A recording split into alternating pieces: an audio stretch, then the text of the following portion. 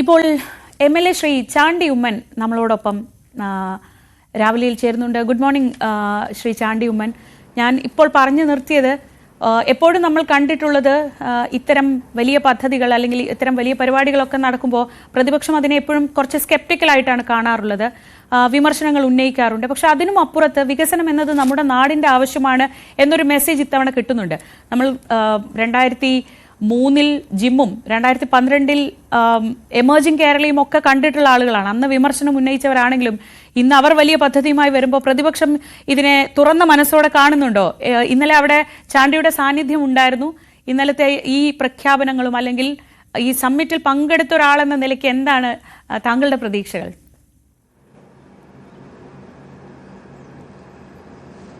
ഇതിനു മുമ്പ് സ്കെപ്റ്റിക്കലായിട്ട് കാണുവാണോ? ഇതിനു മുമ്പ് ഹർത്താൽ നടത്തുകയല്ലേ? ഇന്ത്യയുടെ പ്രധാനമന്ത്രി വന്നാണ് എമർജിംഗ് കേരള അന്ന് ഉദ്ഘാടനം ചെയ്തത്. അദ്ദേഹത്തെ മെട്രോ തൊട്ട് തർക്കല്ലടിയിൽ വന്നായിരുന്നു. അദ്ദേഹത്തെ ഹർത്താൽ, പെട്രോളിൻ്റെ വില വർദ്ധിപ്പിച്ചു എന്ന് പറഞ്ഞ് ഹർത്താൽ കൊടുത്താണ് സ്വീകരിച്ചത്. പക്ഷെ അതൊന്നും നമ്മൾ അങ്ങനൊരു കാഴ്ചപ്പാടോ ഒന്നുമില്ല. നമുക്കിനി വേണ്ടത് ആര് ഭരിച്ചാലും ഏത് പാർട്ടി വന്നാലും വികസനമാണ്. കാരണം നമ്മുടെ ആളുകൾ നാട് വിട്ടു പോവുക, എന്നിട്ട് ലോകം മാറ്റിമറിക്കുക, ലോകത്ത് മാറ്റങ്ങൾ കൊണ്ടുവരിക. കേരളത്തിൽ അതേ മാറ്റങ്ങൾ കൊണ്ടുവരാൻ കഴിവുള്ള ചെറുപ്പക്കാരും ആൾക്കാരുമാണ് ഉള്ളത്. അതുകൊണ്ട് ഇനി അതിന് പഴയ കാര്യങ്ങളിലേക്ക് പോവുകയോ പഴയ എന്തുകൊണ്ട് അങ്ങനെ നടന്നു ഇങ്ങനെ നടന്നു എന്ന് ഞങ്ങൾ ചോദിക്കുന്നില്ല. പക്ഷേ വികസനം ഉണ്ടാകണം. അതാണ് പ്രതിപക്ഷ നേതാവ് കൃത്യമായി അദ്ദേഹത്തിൻ്റെ പുറത്തുള്ള സമ്മർദ്ദത്തെക്കുറിച്ചും അങ്ങനെ ഒരു സമ്മർദ്ദം അദ്ദേഹം അത് ഏറ്റെടുക്കാത്തതിനെ കുറിച്ചൊക്കെ അദ്ദേഹം ഇന്നലെ കൃത്യമായി പറഞ്ഞിട്ടുണ്ട്. അദ്ദേഹത്തെ സംബന്ധിച്ച് വികസനമാണ്, കേരളത്തിൻ്റെ വികസനമാണ് നമ്പർ 1 പ്രയോറിറ്റി. അത് തന്നെയാണ് നമ്മുടെ ഓരോരുത്തരുടെയും പ്രയോറിറ്റി. കാരണം വികസനമില്ലെങ്കിൽ നമ്മുടെ നാട് പുറകോട്ട് പിന്നെയും പൊയ്ക്കൊണ്ടിരിക്കും. ഏത് ഗവൺമെൻറ് ആണെങ്കിലും ശരി, ഇവിടെ വികസനം ഉണ്ടാവണം, മാറ്റം ഉണ്ടാവണം. നമ്മളതിനെ സർവ്വ മനസ്സോടെ സ്വാഗതം ചെയ്യും. ശ്രീ ചാണ്ടി, നമ്മൾ ആലോചിക്കുകയാണെങ്കിൽ ഇപ്പോൾ ഗ്ലോബൽ ഇൻവെസ്റ്റേഴ്സ് മീറ്റ് അതായിരുന്നു ഇത്തരത്തിലുള്ള ആഗോള നിക്ഷേപക സംഗമത്തിൻ്റെയൊക്കെ ഒരു തുടക്കം. നമ്മുടെയൊക്കെ ഒരു ഓർമ്മയിൽ, നമ്മുടെ ജനറേഷനിൽ ഒരുപക്ഷെ നമ്മൾ ആദ്യം കേൾക്കുന്നത് അതായിരുന്നു. അന്നുണ്ടായ ഒരു പ്രധാനപ്പെട്ട കാര്യം, പല വലിയ പ്രഖ്യാപനങ്ങളും ഉണ്ടായെങ്കിലും പക്ഷെ അതൊന്നും ഒരു സാക്ഷാത്കരിക്കുന്നതിലേക്ക് എത്താൻ കഴിഞ്ഞിരുന്നില്ല. അപ്പോൾ മുൻപ് നടന്നതിനെ പറ്റി നമ്മൾ പറയേണ്ട എന്നുണ്ടെങ്കിൽ പോലും അന്നത്തെ വീഴ്ചകൾ തിരിച്ചറിയുന്നത് നല്ലതാണ്. അത് വെച്ച് നോക്കുമ്പോൾ ഇപ്പോൾ ഇന്നലെ നടന്നിട്ടുള്ള ഇപ്പം നമ്മൾ പറഞ്ഞതുപോലെയുള്ള നിക്ഷേപക വാഗ്ദാനങ്ങൾ, അതൊക്കെ ഫ്രൂട്ട്ഫുൾ ആവാൻ വേണ്ട ഒരു സാഹചര്യം ഇപ്പോൾ കേരളത്തിലുണ്ട് എന്ന് താങ്കൾ കരുതുന്നുണ്ടോ?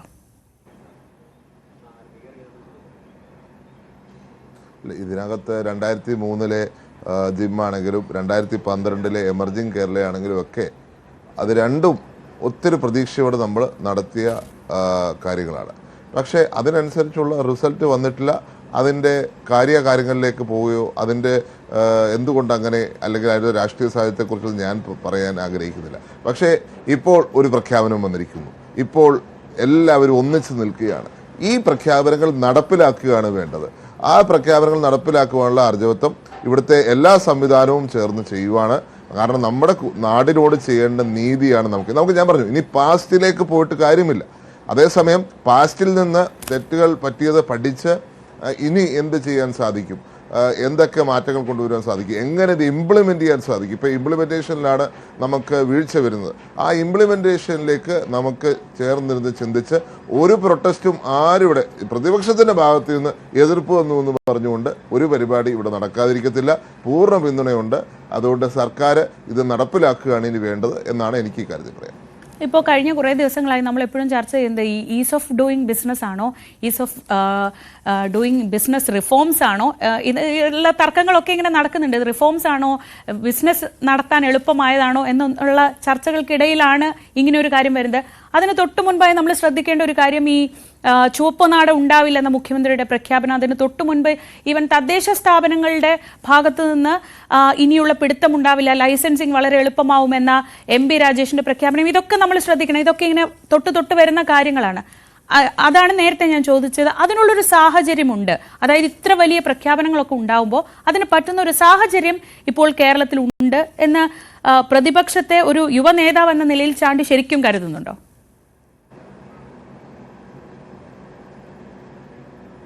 അല്ല, തീർച്ചയായിട്ടും ഇവിടുത്തെ പൊളിറ്റിക്കൽ പാർട്ടീസ് ചേർന്നൊരു തീരുമാനമെടുത്താൽ ഒരു പ്രശ്നമില്ലാതൊക്കെ നടപ്പിലാക്കാൻ സാധിക്കും. പിന്നെ ഉദ്യോഗസ്ഥ തലത്തിലുള്ള മാറ്റങ്ങളാണ് വേണ്ടത്. അത് ഗവൺമെൻറ് നടപ്പിലാക്കണം. ഗവൺമെൻറ് അതിൻ്റെ തരത്തിൽ കാര്യങ്ങൾ മുന്നോട്ട് നീക്കണം. ഇനി ഗവൺമെൻറ് പുറത്താണ് ഓണസ്, ഇനി റെസ്പോൺസിബിലിറ്റി ഗവൺമെൻറ്റാണ്. ഇതിൽ കൂടുതൽ ഒരു പ്രതിപക്ഷത്തിന് ഒന്നും ചെയ്യാനില്ല.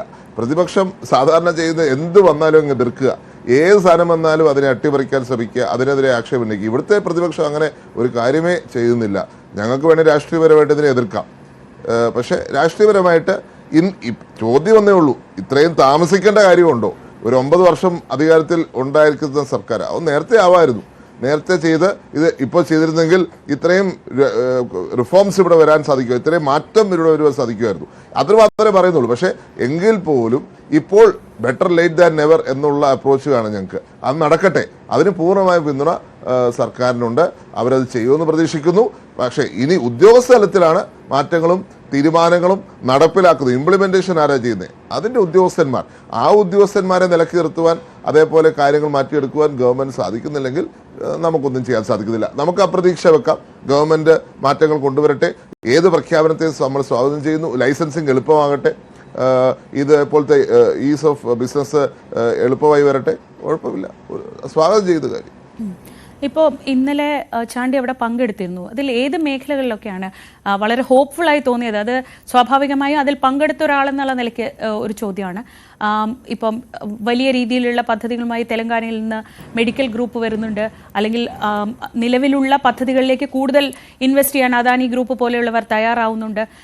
അതൊക്കെ ഉണ്ടാക്കുന്ന ഒരു സാഹചര്യം നമുക്ക് വിഴിഞ്ഞമൊക്കെ ഇങ്ങനെ നിൽക്കുകയാണ്. ആ സമയത്ത് ഇത്തരം പ്രഖ്യാപനങ്ങൾ തരുന്ന ഒരു ഊർജം എത്രത്തോളം ഉണ്ട്?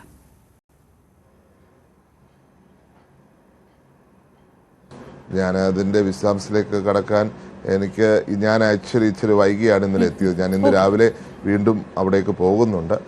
രാവിലത്തെ കുറച്ച് കാര്യങ്ങൾ, എൻ്റെ മണ്ഡലത്തിലേക്ക് കുറച്ച് മാറ്റങ്ങൾ വരണമെന്നുള്ള ആഗ്രഹം എനിക്കുണ്ട്. അങ്ങനെയുള്ള എന്തെങ്കിലും ചെയ്യാൻ സാധിക്കുമോ എന്നുള്ളത് അവിടെ കണ്ട് ആൾക്കാരെ കണ്ട് സംസാരിക്കാൻ കൂടിയാണ് ഞാൻ ഇന്ന് പോകുന്നത്. പുതുപ്പള്ളിയിൽ വികസനത്തിൻ്റെ കുറച്ച് കാര്യങ്ങൾ നടക്കണം, മാറ്റങ്ങൾ നടക്കണം എന്നുള്ളതാണ് എൻ്റെ ആഗ്രഹം. ചാണ്ടി, എൻ്റെ ഒരു പ്രധാനപ്പെട്ട, ചാണ്ടി തുടങ്ങിയപ്പോൾ പറഞ്ഞ ഒരു പ്രധാനപ്പെട്ട പോയിന്റ് ഉണ്ട്. അതായത് കേരളത്തിലേക്ക് ഇങ്ങോട്ടേക്ക് ബിസിനസ് നടത്താൻ ആളുകൾ വരുന്നില്ല. അവർ കരുതുന്നത് ഇവിടെ പ്രശ്നങ്ങളുണ്ട് എന്നൊരു മുൻവിധി അവർക്കുണ്ട്. ഇവിടുത്തെ കുട്ടികളാണെങ്കിൽ മുഴുവൻ പുറത്തേക്ക് പോവുകയാണ്. ഇവിടുന്ന് ടാലന്റ് എന്നുള്ള ഒരു വലിയ ഗ്രൂപ്പ് മുഴുവൻ പുറത്തേക്ക് പോകുന്നു. അവർ തിരിച്ചു വരാനോട്ട് തയ്യാറാവുന്നുമില്ല.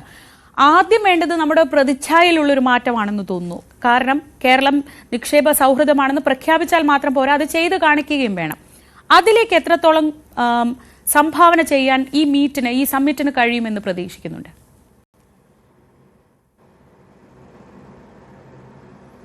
അതല്ല, ഈ ഒരു മീറ്റ് തീർച്ചയായിട്ടും വലിയ ഡിക്ലറേഷൻസും കാര്യങ്ങളും ഒക്കെ വന്നിട്ടുള്ള ഒരു സാഹചര്യമുണ്ട്.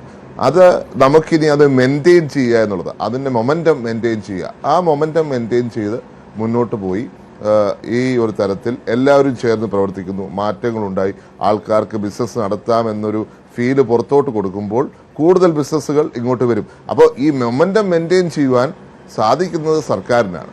അത് പ്രഖ്യാപനങ്ങളിൽ മാത്രം ഒതുങ്ങാതെ അതിൻ്റെ പ്രാക്ടിക്കാലിറ്റിയിലേക്കും, അതിൻ്റെ ഈ പറഞ്ഞ പോലെ ഈസ് ഓഫ് ഡൂയിങ് ബിസിനസ് എന്ന് പറഞ്ഞാൽ ഇനിയാണ് കാണേണ്ടത്. ഈ ഒരു വർഷം കൊണ്ട്, ഈ ഗവൺമെൻറ് കയ്യിൽ ഒരു വർഷമുണ്ട്, ഈ ഒരു വർഷം കൊണ്ട് ഇത്രയും പറഞ്ഞ നിക്ഷേപത്തിൽ എത്ര ഗ്രൗണ്ടിൽ ഇംപ്ലിമെൻ്റ് ചെയ്യാൻ സാധിച്ചു? ഞാൻ ഈ ഹൈദരാബാദിൽ കഴിഞ്ഞ മാസം ഞാൻ ചെന്നപ്പോൾ അവിടുത്തെ ചർച്ച എന്ന് പറഞ്ഞാൽ കഴിഞ്ഞ ഗവൺമെൻറ് 30,000 കോടി ഇൻവെസ്റ്റ് ചെയ്തു. ഈ ഗവൺമെൻറ് ഒരു ദിവസം കൊണ്ട് 1 ലക്ഷം കോടി കൊണ്ടുവന്നു ഒരു ദിവസം കൊണ്ട് 1 ലക്ഷം കോടി കൊണ്ടുവന്നു എന്നുള്ളത് അവിടുത്തെ ഡിസ്കഷൻ. അതേപോലത്തെ ഡിസ്കഷൻസിലേക്ക് നമ്മൾ കടക്കുമ്പോൾ ഇത് അടുത്ത ഒരു വർഷം കൊണ്ട് ഇതിലെത്ര പ്രാക്ടിക്കലായിട്ട് നടപ്പിലാക്കി എന്നുള്ളതാണ്, എത്ര ജോലി ഉണ്ടാക്കാൻ സാധിച്ചു, അതിലേക്ക് നമ്മൾ മുന്നോട്ട് പോയേ പറ്റത്തുള്ളൂ. അതല്ലാതെ നമുക്ക് ഒരു വ്യത്യാസവും കേരളത്തിൻ്റെ ഇമേജിൽ കൊണ്ടുവരാൻ സാധിക്കത്തില്ല. അതിന് ഇംപ്ലിമെൻറ്റേഷനിലാണ് ഇതിൻ്റെ ഏറ്റവും പ്രാധാന്യം ഇരിക്കുന്നത്. ഇപ്പോൾ ഇതൊക്കെ വളരെ കൃത്യമായി കുറേ വർഷങ്ങളായി, 2003 തൊട്ട് തന്നെ ഇതൊക്കെ കാണുന്ന ഒരാളാണ് ചാണ്ടി, അല്ലെങ്കിൽ ശ്രദ്ധിക്കുന്ന ഒരാളാണ് ചാണ്ടി.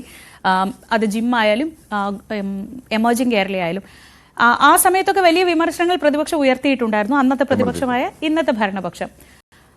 LDFന്റെ വികസന കാഴ്ചപ്പാടുകളിൽ വലിയ മാറ്റങ്ങൾ ഉണ്ടായി എന്ന് ചാണ്ടി കരുതുന്നുണ്ടോ? ഇപ്പോൾ അവരുടെ വികസനത്തിലേക്ക് കടക്കാൻ അവരെടുക്കുന്ന ശ്രമങ്ങളിൽ ആത്മാർത്ഥതയുണ്ടെന്ന് കരുതുന്നുണ്ടോ? അതിപ്പോൾ അടുത്ത ഒരു വർഷമേ നമുക്ക് അറിയാൻ പറ്റത്തുള്ളൂ. ഈ പറഞ്ഞത് ആത്മാർത്ഥതയുണ്ടോ, നടപ്പിലാക്കാൻ ഉദ്ദേശിക്കുന്നുണ്ടോ, അതോ ഇലക്ഷൻ തൊട്ട് മുമ്പുള്ള കാര്യങ്ങളാണോ എന്നൊക്കെ നമുക്ക് ഈ ഒരു വർഷമേ പറയാൻ പറ്റത്തുള്ളൂ. അവർ നടപ്പിലാക്കിയാൽ നമുക്ക് നോക്കാം. അതായത് പൂർണ്ണമായി ആ സംശയം ഇട്ടിട്ടില്ലല്ലേ ചാണ്ടി?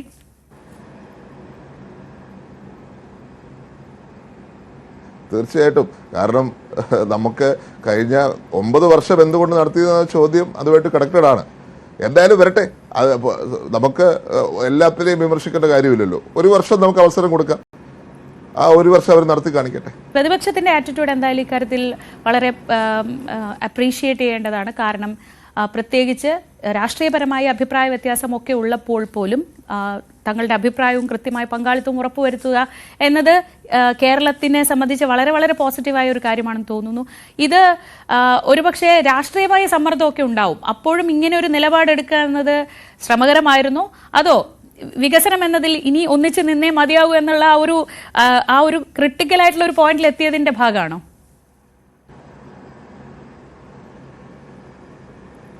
അല്ല, എന്നും UDF നിലപാട് ഇതല്ലേ. എന്നും UDF പോസിറ്റീവായിട്ടും പ്രോ കേരളമായിട്ട് പ്രോ ബിസിനസ്സുമായിട്ടാണ് UDF ചിന്തിച്ചിട്ടുള്ളത്. മാറ്റങ്ങൾ കൊണ്ടുപോയി. അതിപ്പോൾ എക്സ്പ്രസ് ഹൈവേ ആണെങ്കിലും, കൊച്ചി മെട്രോ ആണെങ്കിലും, കണ്ണൂർ എയർപോർട്ട് ആണെങ്കിലും, വിഴിഞ്ഞം പോർട്ട് ആണെങ്കിലും. ഇന്ന് വിഴിഞ്ഞം പോർട്ട് കേരളത്തിൻ്റെ സാധ്യത അനന്തമായി തുറന്നിരിക്കുക, അനന്തമായി മാറ്റിയിരിക്കുക.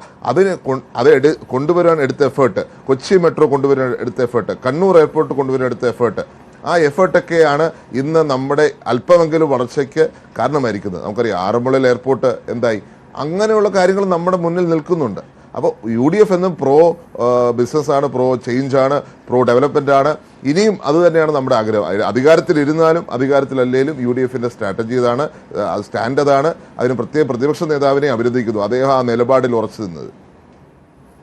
എന്തായാലും ഇന്നലെ നമ്മൾ കണ്ടത് ഇപ്പോൾ ദേശീയ തലത്തിലും സംസ്ഥാന സർക്കാരുമായി വളരെ വിരുദ്ധാഭിപ്രായങ്ങൾ ഉണ്ടെങ്കിൽ പോലും കേന്ദ്രമന്ത്രിമാർ ഉൾപ്പെടെയുള്ള വേദിയിലാണ് പല പ്രഖ്യാപനങ്ങളും നടന്നത്. അത് നമുക്ക് വളരെ പോസിറ്റീവായി കാണാം. പ്രത്യേകിച്ച് നിങ്ങളെപ്പോലെയുള്ള ഈ ഒരു പ്രതിപക്ഷത്തെ യുവ തലമുറയും അതിൻ്റെ മുന്നിൽ തന്നെ നിന്നുകൊണ്ട് നമ്മുടെ നാടിനെ മുന്നോട്ട് നയിക്കേണ്ടത് നമ്മുടെ തന്നെ ഉത്തരവാദിത്വമാണ് എന്ന ഈ ഒരു നിലപാടെടുക്കുന്നത് വളരെ വളരെ അഭിനന്ദനാർഹമാണ്. Thank you so much Shri Chandy Oommen, ഞങ്ങളോടൊപ്പം രാവിലെ വന്നതിനും കാര്യങ്ങൾ സംസാരിച്ചതിനും. തീർച്ചയായും എന്തൊക്കെയാണ് നമ്മുടെ നാട്ടിലേക്ക് വേണ്ടി ചെയ്യാൻ കഴിയുക എന്നതാണ് ഏത് MLA മാർക്കും ഇക്കാര്യത്തിൽ ഉണ്ടാവുന്ന ഒരു സ്വാർത്ഥ താല്പര്യം. താങ്കളുടെ കാര്യത്തിൽ അത് നടക്കട്ടെ. Thank you so much.